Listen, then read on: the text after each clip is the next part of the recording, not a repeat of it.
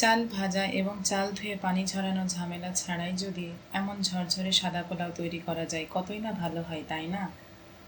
কোন চালে কতটুকু পানি দিতে হবে এই সকল খুঁটিনাটি টিপস নিয়ে থাকছে আজকের রান্না। দেখতেই পারছেন এখানে আমার পোলাওটা কতটা সাদা হয়েছে। আসসালামু আলাইকুম, আমি ফারজানা জাহান নিপা স্বাগত জানাচ্ছি নিপাস ডায়েরি রেসিপিতে। পোলাওয়ের জন্য এখানে আমরা 1 কেজি চিনি গুঁড়া চাল ভালো করে ধুয়ে নিয়েছি। এখানে চালে হালকা পানি থাকলে সমস্যা নাই। এখন একটি পাতিলে 1/3 কাপ সয়াবিন তেল নিয়ে নিচ্ছি। আপনারা চাইলে ঘিও দিতে পারেন। তেলটা একটু গরম হলে তাতে 2টা তেজপাতা দিয়ে দিচ্ছি।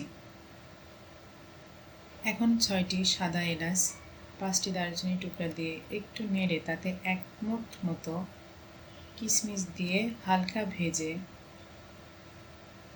পরিমাণ মতো পানি দিয়ে দিব। এখানে 6 কাপ পানি দিচ্ছি। কাপটা একটু বড় আছে, আপনারা 1 কেজির জন্য 7 কাপ দিতে পারেন পানি।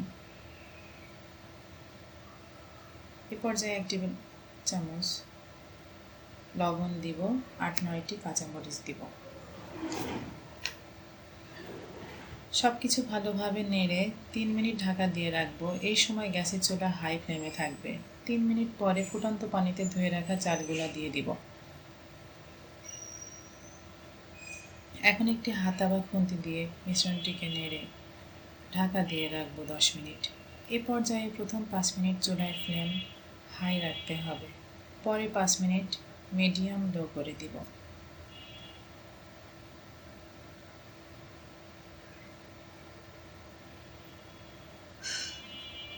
দেখতেই পাচ্ছেন আমাদের রান্না প্রায় শেষ। এখন হালকা করে নেড়ে দিব যাতে উপরের চালগুলো নিচে ভালোভাবে কুক হতে পারে। আবার ঢাকা দিয়ে একদম লো আছে 5 মিনিট রাখলেই আমাদের পোলাও রেডি। এখন নিজের ইচ্ছা মতো পেঁয়াজের বেরেস্তা ও ভাজা কিশমিশ দিয়ে পরিবেশন করছি।